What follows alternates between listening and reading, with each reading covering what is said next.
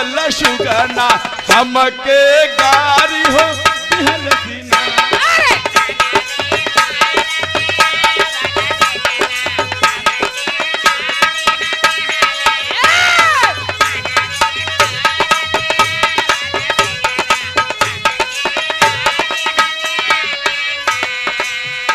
समरिया गंवारी हो दिहल सीना।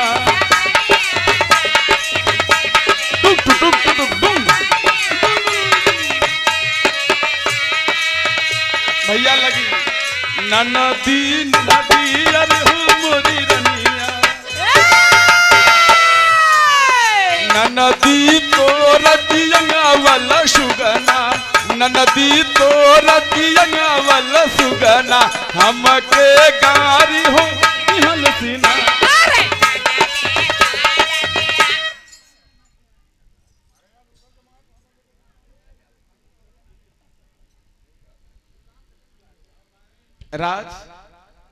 राजकुमार मिस्त्री नौकरा ने वड़िया के धरती से सब चीज पर एक टांका मार देते हैं। आशीर्वाद स्वरूप 50 रुपया भैया को प्रणाम करते हैं। और बड़ा ही मूल्य पुरस्कार के दिल भैया राजन पटेल भैया। बड़ा प्यार है माटी का गीत है, लेकिन यही गीत में एक लाइन दिखा आरती हम गाइला कि लईनी लईनी कतार कटी रे छोटी ननदी लईनी कतार कटी रे छोटी ननदी लईनी कतार कटी रे छोटी ननदी पिया मोरा बान्हल गइले ना।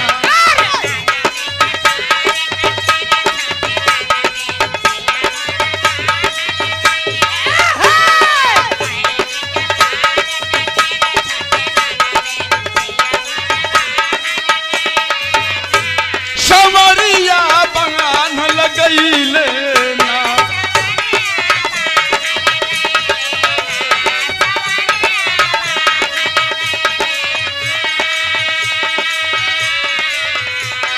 लईनी का लईनी अरे हो मोरी रनिया लईनी का तार कटी रे छोटी ननदी लईनी का तंगार कटी रे छोटी ननदी पिया मोरा बान्हल गइले।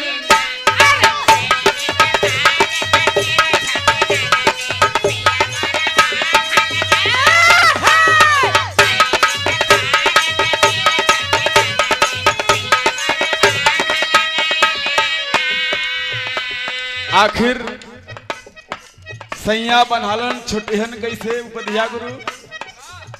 अब उनके अंगुरी थोड़े से हमार किस्मत थोड़ा फूट जाए। दुल्हनिया कहलस झुमका बेचब नथिया बेचब कंगनवा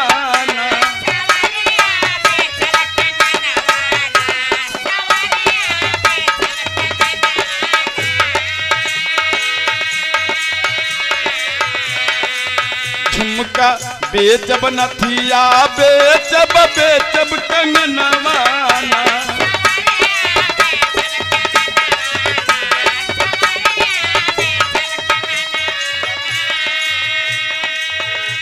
बड़ा ही अमूल्य पुरस्कार उस बगिया के उस वंशज के आप फूल है माली है, जो कि माली तो नहीं लेकिन पुष्प बनकर उस बगिया को संवारते हैं। राकेश तिवारी उर्फ कल्लू डान ये चौहारी गुरु के वंशज हैं। आपकी तरफ से शानदार 100 रुपए का आशीर्वाद गुरु जी के चरणों में प्रणाम करते हैं। आशीर्वाद की कामना सकल पंच से साहब लोग भी बैठे हैं, प्यार इसी तरह बना रहे। आप लोग हम लोगों की रक्षा करते हैं, तब हम लोग गाते हैं और बजाते हैं। झुमका बेचब नथिया बेचब कंगनवा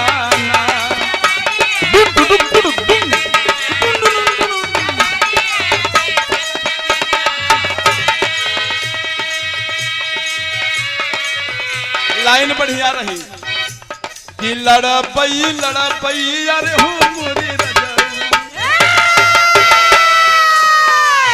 ताली चाहब कौने लाइन पर लड़बई जवान पूरा हो कचहरिया, लड़बई जवान पूरा हो कचहरिया, राजा जी के ले आई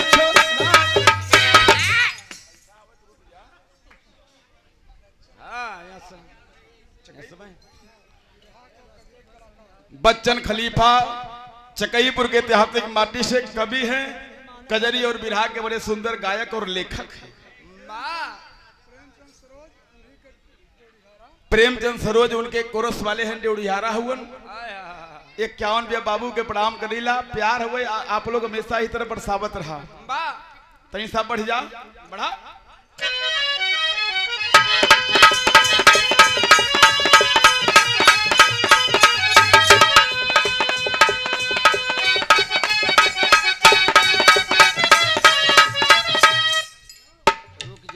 रस्ते पर समझाए रहना आवत कर। और बड़ा ही पावन पुरस्कार सामने बैठ करके गीत का आनंद हम दोनों कलाकारों का ले रहे हैं। सियाराम यादव कवि जी की तरफ से शानदार 101 रुपए का आशीर्वाद। और बिरहा के सम्राट हैं आप, आपको नमन करते हैं, त्रुटियों को बिसारिएगा। तई सा बढ़ जाए लाइन हम देखिल हथ बढ़ी।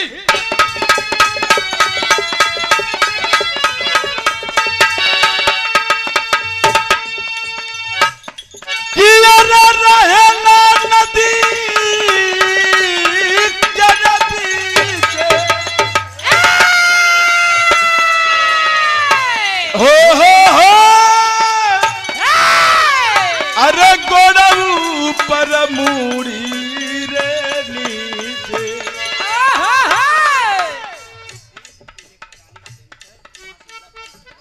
वेद इलेक्ट्रॉनिक सेंटर मां शीतला धाम के बगल में प्रोप्राइटर सुभाष तिवारी जी, तिवरान की धरती से शानदार 100 रुपए का आशीर्वाद। पढ़े लिखे विद्वान, ये कवियों का क्षेत्र है।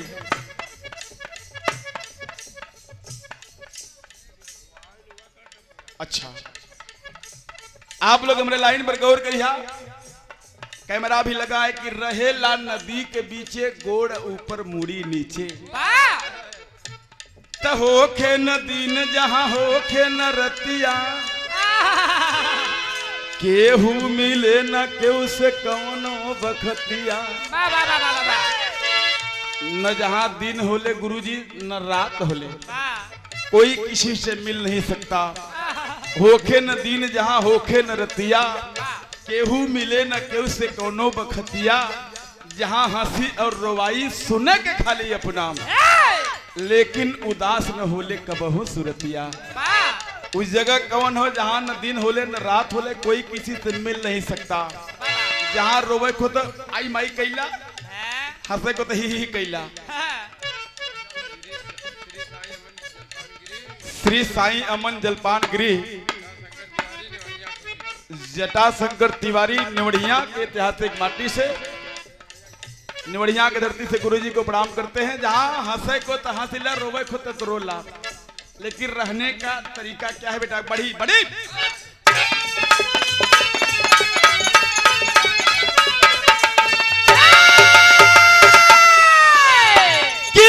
रहेला नदी के पीछे,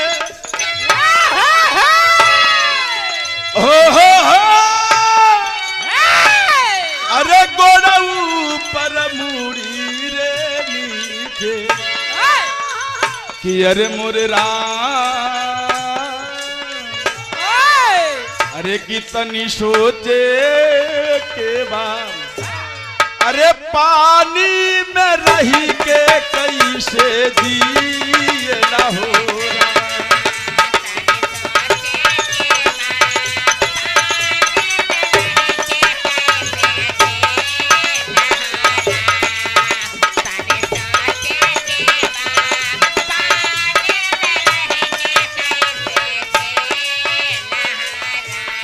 रहेला नदी के बीचे गोड़ ऊपर मुड़ी नीचे, तनी सोचे के बाकी पानी में रही के कैसे जिए हो राम।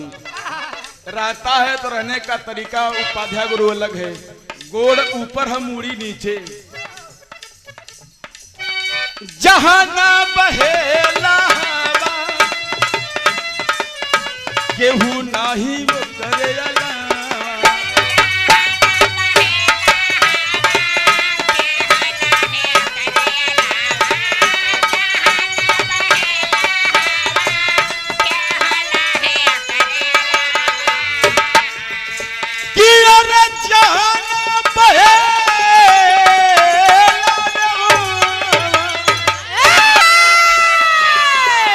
अरे केहू नाही वो करे अला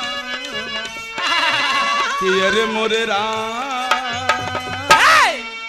की तनी सोचे के बा अरे डूबल डूबाला कैसे जिए ना हो।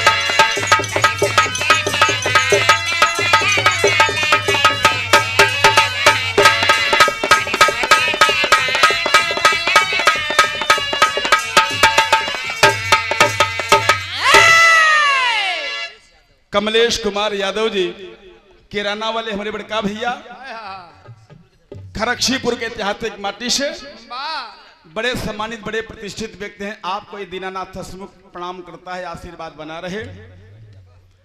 आइए बड़ा बढ़िया सुनला कि पंडित जी परदेश चल दे देखा ये आरती बच्ची रे तुम बगलिया वो सार बैठल हुआ वो देश का सार है वो कहते तो है जवाब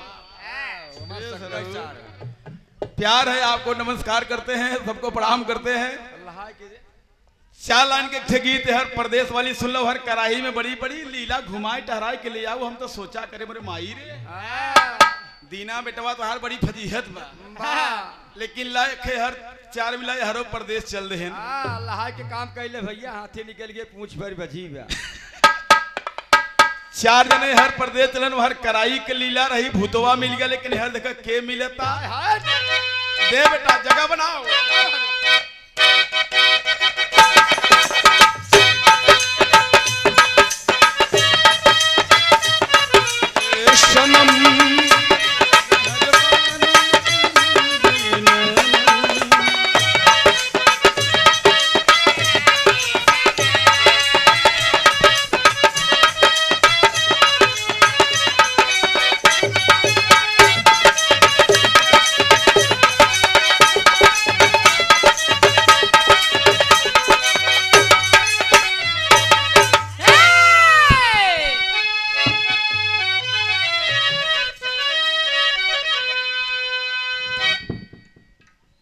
हेलो चलो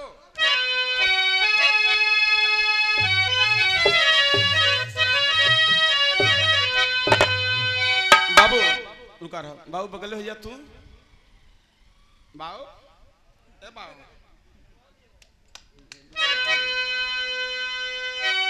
बाबू 70 में बजा है। बाबू तबीयत ठीक हो ना बढ़िया घरे दिक्कत रहा टकला कला छिलवाए कैसे है कोनो गड़बड़ी तो नहीं रही। बाबू मर गए टटकई परी टटकई चला बाबू के टटकई मूड छुलान बा भाई।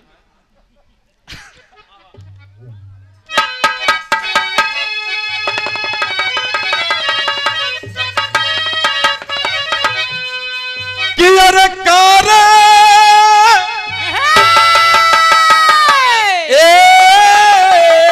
बाबू अरे कारई ना हो अरे कारई पर कारई पर कारई पर कारई पर देश चले चार गो जवनावा अपना पलई के सामनवा।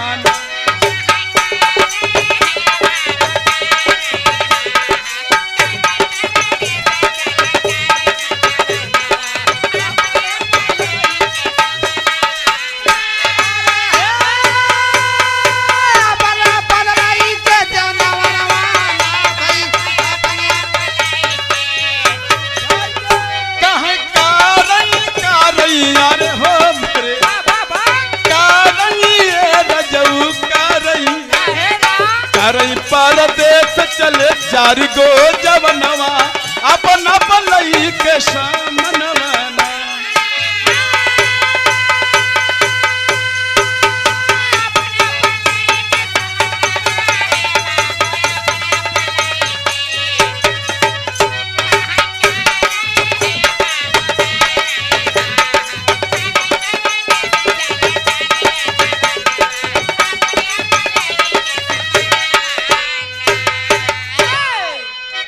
गौर करेंगे वहर ते पंडित जी परदेश चल गए है, 4 मिला संघ चल दे कहानी एकदम सटाई के दीना का आदत छटक के गवाई वाली नहीं हो। सटक के एकदम यह बिना कि जब तक गवैया सुनवैया सब अपन सम्मानित लोग बैठे हुन, कभी गढ़ बैठल हुन ते में कोनो भरमे के जरूरत गवैया से ज्यादा बुद्धिमान सुनवैया और आप लोग कभी की घराना है चौहारी गुरु का ए लिए यहाँ से हमने कुछ गावे के पहले सोचिल जाले। ठीक है ना बाबू? बाबू तू बैठ जाते है नहीं तो का खेले हो था महूक दिवा देता तो मजा आ जाए भैया। 4 मिला चल रहे, एक खे धोबी, एक खे लोहार, एक खे नाऊ, एक खे पंडित जी। चारों जने अपन ट्रेन पकड़ के निकल गए कलकत्ता। कलकत्ता जब स्टेशन पर उतर के जब बगले गए तो देखा पंडित जी अपन शंख उंख पतरा उतरा ले रहन, शर्मा जी अपन जुगाड़ ले रहन, बढ़ई अपन हसुला ले रहा, एकवा संगी अपनो व्यवस्था ले रहा। चारों जने गए तो अपने अपने काम में लपट गए। जो पंडित जी रहे जे ब्राह्मण हो नाराज मत हो जाए तैसा आप सबसे हाथ जोड़ी बा ये बात आ गया तब गावत है भैया। जो पंडित जी रहन वो कहे कि झूठे अगर 8 घंटा नौकरी करो तो 300 साढ़े 300 पौबई करब कह रहा मंत्रो उच्चारण करी थमा लहान बैठ जा।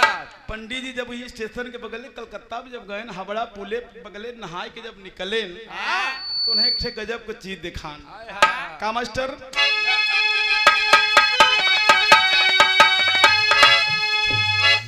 तो पंडित जी तो सागर बीते गोता लगाई और निकाले तो बाहर तो गईले हरा साई।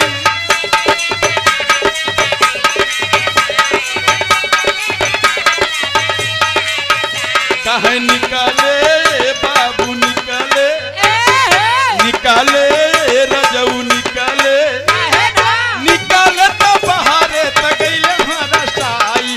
शिव सब मंदिर एक सुंदर देखाई जाई के तरनिया में ध्यान के पंडित जी जोनी समय जब सागर से गोता मार के बहरे निकलन शरीर मल उल के एकदम फिट के जब अपन धोती कुर्ता कुल बदल लेन पहलवान बेटा तेल ओल दई जब तेल ओल मार के फिट भन तो देखे बगले शंकर जी के मंदिर रही। शंकर जी के मंदिर देखन कहन कहीं बस यही जाए के चढ़ा स्पर्श करब यही बैठब 2-4 दिन देखी लहान बैठा था कि भैया वही है सोच के जब बैठे नु हाँ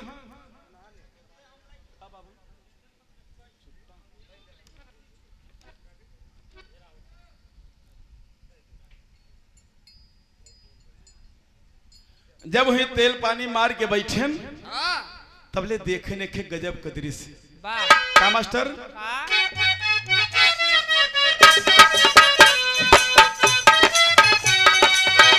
कहीं अचरज बाबू अचरज अचरज रजऊ अचरज अचरज में व्याकुल भइले पंडित के नयनवा अपना बलई के मनवा।